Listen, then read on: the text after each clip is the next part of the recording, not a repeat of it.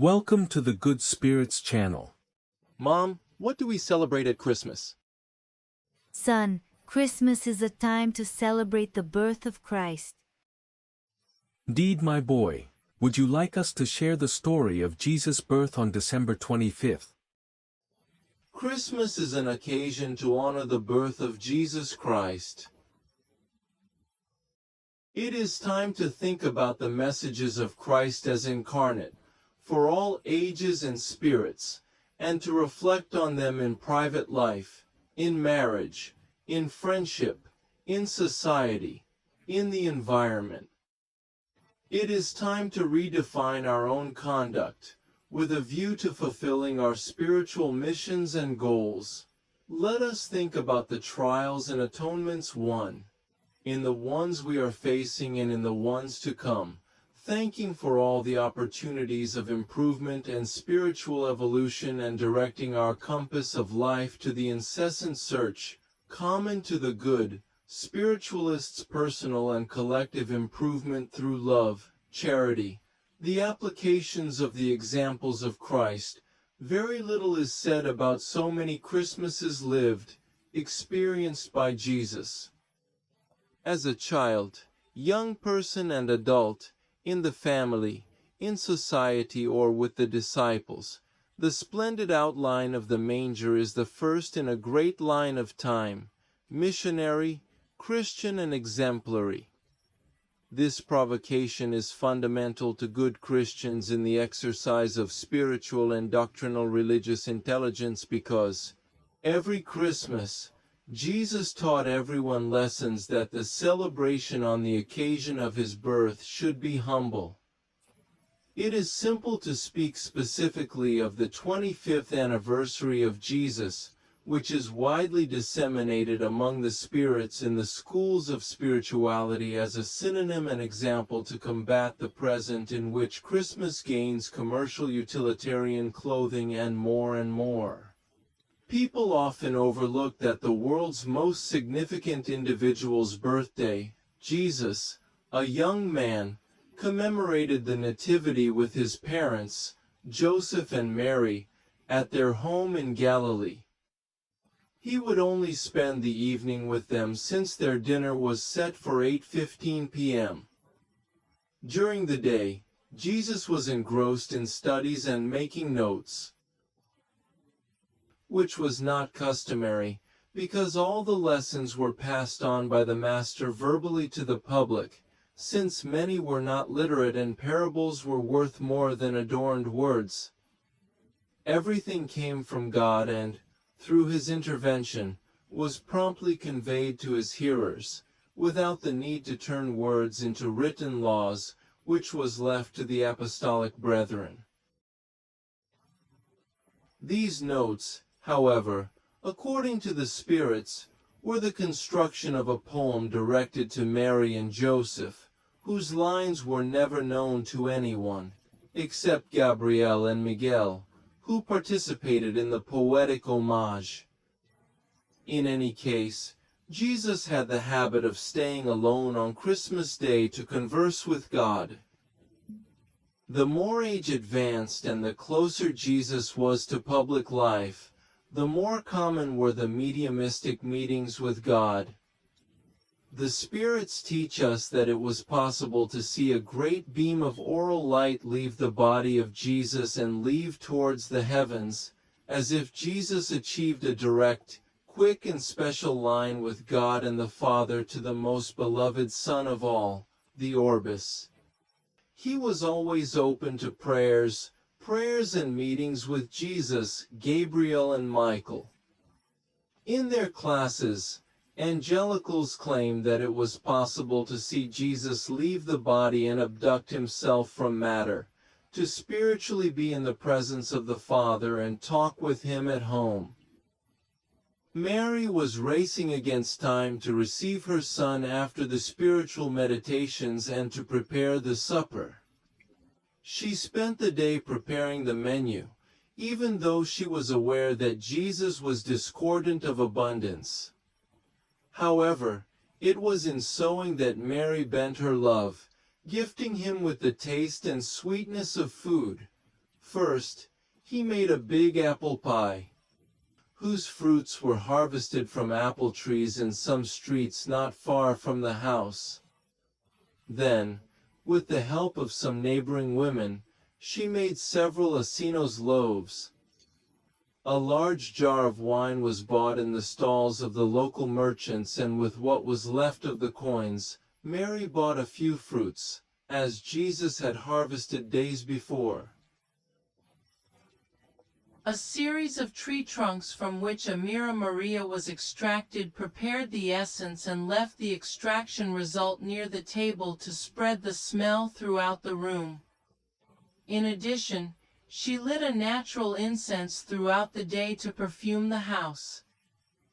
The neighbors introduced Jesus, giving Mary 1 kilo of goat meat to supplement the supper. The spirits present teach that Mary kept the frankincense gained by Jesus at the birth of Gaspar. Interestingly, Gaspar gave him 33 frankincense and Mary lit 1 to 1 to celebrate the birth of her son, and in honor of him Joseph, on the other hand, spent the day working on a gift. That year had not been financially good for the family. Jose needed to mine wood on the streets and with friends. Carpenters chose the best within the possibilities of the moment. He drew the project on the earth, closed the timbers, nailed it. In the end, he managed to make the gift.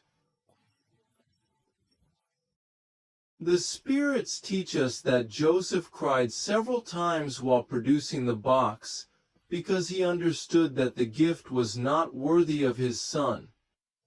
His tears were so many that on several occasions the hammer hit his fingers.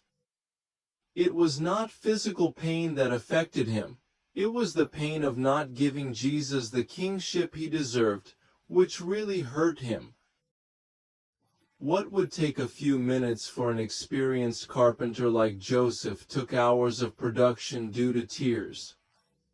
After successive attempts at perfection, Joseph made a small box containing 4 or 5 coins for Jesus to use during his pilgrimages, which would begin a few years later and which Joseph knew would not be physically present because human life was about to end. When evening arrived, Mary and Joseph set the table in a few minutes. Considering the smallness of the environment and the small amount of food for the supper, they wanted to surprise Jesus and kept silent to receive him punctually. Jesus arrived home, and before entering, he noticed the smoke of incense coming out of the window of the residence, which indicated that the parents were waiting to celebrate his birth. In order not to spoil the happiness of his parents, especially Mary's, he pretended not to notice. When the door was opened, Mary jumped on her son, hugged him and kissed him more than usual. Joseph waited for Maria Terminari. Then he embraced his son. Jesus smiled and said, "Do you remember?" Joseph replied, "Who can forget your date, son?" Taking advantage of the fact that they were not yet seated, Joseph handed the box to Jesus and said humbly that it was only what could be done with the few woods he found in the vicinity. Before thanking him for the box, Jesus asked Joseph not to ask God's forgiveness for not having possessions and conditions to provide a life of trinkets. Because his world was not that, his world was the highest abode. Gold has no value there. God chose Joseph for the example of fatherhood, for the love of Mary and the scriptures, not for the coins in his pockets. Jesus added, saying, "He also said that every tear of Joseph shed was dried by him, and every tear of his father hurt in Jesus as much as the wounds of a sick body hurt then with the gift in hand." Jesus said he didn't care about the size of the box and joked with Joseph, "Father, What will I keep in the box if what I carry with me are verbs? Joseph agreed and stressed, people will give you, son, many goods to thank you for all the blessings you will spread throughout the world. The goods that do not fit in the box do not accept, because they are not welcome. The goods that fit in the box donate to the needy. Jesus added, that is why you are my Father. I will keep it with me because you will have a friend who will use this box in the future to keep the key to the celestial gates and take care of a mother after our Father disincarnate. Although Joseph wanted to answer, Mary interrupted and asked them to sit down immediately, because the food could get cold. What was Joseph's long-awaited response to Jesus' words? Sitting at the table that only held 3 people, everyone prayed, thanked for the incarnate life, for the opportunity to be together, for the opportunity of spiritual evolution, for the food provided. Jesus taught that the true prayer is not the scripted one, the soul's prayer, which has no beginning to end, right? He asked for forgiveness, thanked for so many provisions and forgave. While praying the multitude of spirits around the house, they held each other's hands and silently participated in the prayer led by Jesus. Gabriel and Michael, who sat next to Jesus at that ceremony and who actively participated in Jesuit life, narrate that there were so many spirits praying in communion that from the spiritual plane it was possible to see the house and family in prominence. Finished, Apres Mary served Jesus by placing a piece of bread with the largest amount of meat in a large glass and a generous slice of pie, waiting, in silence, for the sharing made by the mother. Jesus teaches, Mother, the birthday is mine, but my gifts are you. Serve, if equality, please, and first serve, my Father. And finally, tell the neighbors who gave us 1 kilo of meat, that tomorrow my Father will bless the table of each of them with eternal abundance. From tomorrow render prayers to the heavens to thank Him every day, because in every day there will not be a lack of food. His words left Maria paralyzed and speechless. Why hadn't she said about the donation? While Mary stared at Jesus in amazement, Jesus redistributed the food on his plate with Joseph and Mary, giving equity to the division.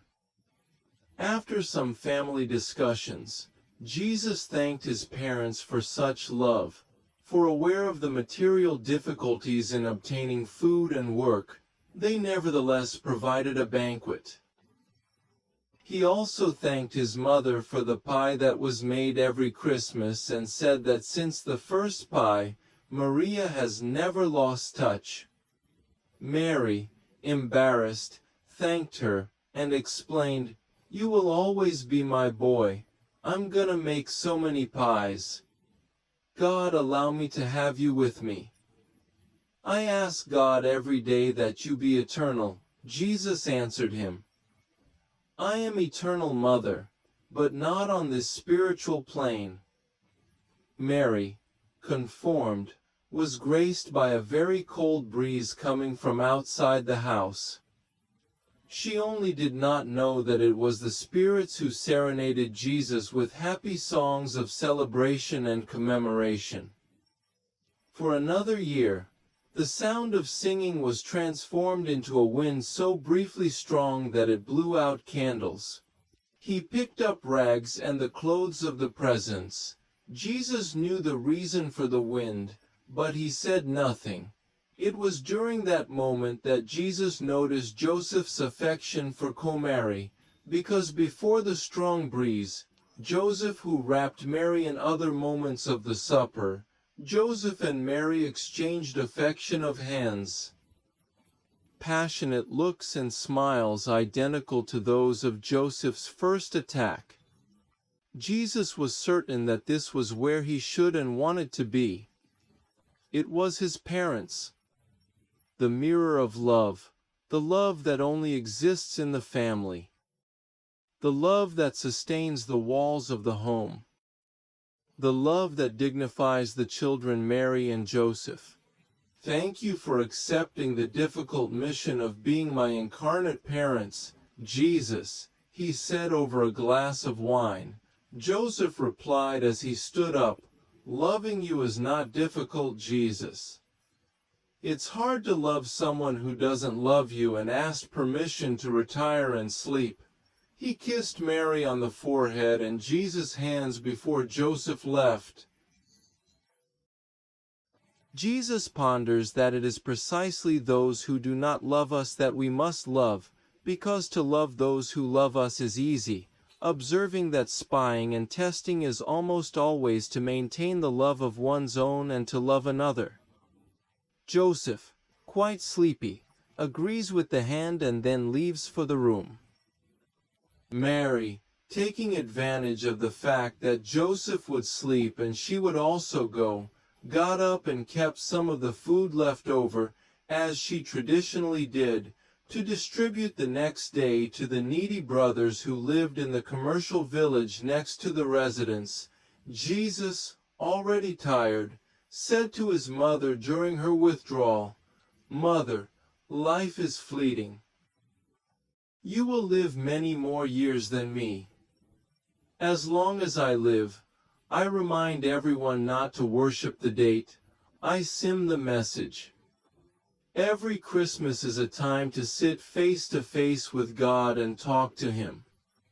Whatever we do wrong, let's be thankful and correct what we get right. Let us be grateful and continue on this path. Let us help others to evolve. To approve with greater ease and to spy with less pain. He who does so will celebrate my birthday, not only at Christmas but every day of the year. Mario hugs, thanks for the lesson, congratulations on your birthday. And Jesus is going to sleep in the room. Jesus knelt down and talked with the angels Gabriel and Michael. He talked with many spirits, who passed messages of other orders, greetings, and congratulated Jesus for another year incarnated. Son, that was the 25th anniversary of Jesus' birth.